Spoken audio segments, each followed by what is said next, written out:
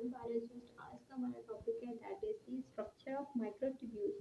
जैसे कि previous video में हमने जो है वो माइक्रोफिलामेंट का स्ट्रक्चर स्टडी किया था। अब हम देखेंगे माइक्रोट्यूब्यूल्स जो है वो कैसे अरेंज है। तो सबसे पहले माइक्रोट्यूब्यूल्स की हम जो है वो साइज देखेंगे।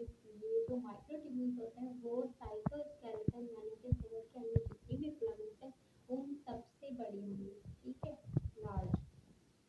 तो यानी कि अगर आपको कोई इसमें इसका एक्चुअल साइज याद नहीं है तो आप इसको ऐसे याद कर सकते हैं कि माइक्रोट्यूब्यूल सबसे बड़ी होती है। ठीक है, इट मीन्स कि वो 7 नैनोमीटर भी नहीं हो सकती, 10 नैनोमीटर भी नहीं हो सकती। तो ये जो होती है मैक्सिमम 25 नैनोमीटर होती है, यानी इनका जो डायमीटर होगा वो 25 नैनोमीटर होगा। फर्स्ट थिंग ये क्लियर हो गई। सेकेंड ये है कि they are arranged in the form of microtubule organizing center. Their structure found in the eukaryotic cell. यानी कि ये हमें प्रोकैरियोट्स में नहीं मिलेंगे। मोस्ट ऑफ टाइम ये हमें कहाँ पे मिलेंगे? यूकैरियोटिक में मिलेंगे। और ये जो बने होते हैं यानी कि ये वाला जो आप देख रहे हैं एक ग्रीन फिर ब्लू फिर ग्रीन फिर ब्लू। तो बेसिकली इस डायग्राम को बनाने का मकसद ये है कि आपके माइंड में एक चीज़ क्लियर रहे कि इनको कहते हैं ट्यूब्यूलिन।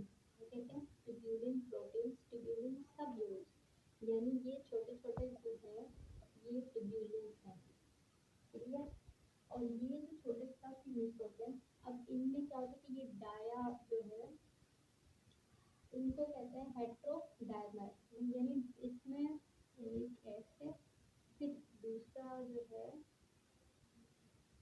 ऐसे ऐसे बना होता है। ठीक है, इसको हेट्रोडाइमर, डाई का मतलब दो हो गया, हेट्रो का मतलब डिफरेंट हो गया। लिख देते हैं हेट्रोडाइमर, इसकी वजह से। अब ये जो हेट्रोडाइमर है इसकी कहानी ये है कि ड्यूरिंग द सम काइंड ये अलग हो गए। सपोज करें ब्लू अलग हो गया, रेड अलग हो गया, या तो कंपोज होने से पहले हम बात करें तो एक जो होता है वो उसको कहते हैं अल्फा, एक को कहते हैं बीटा।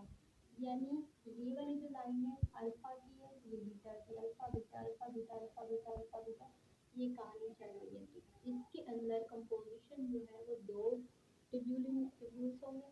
ट्यूब्यूलिन जिनको हम कहते हैं सब यूनिट्स, ट्यूब्यूलिन सब यूनिट्स।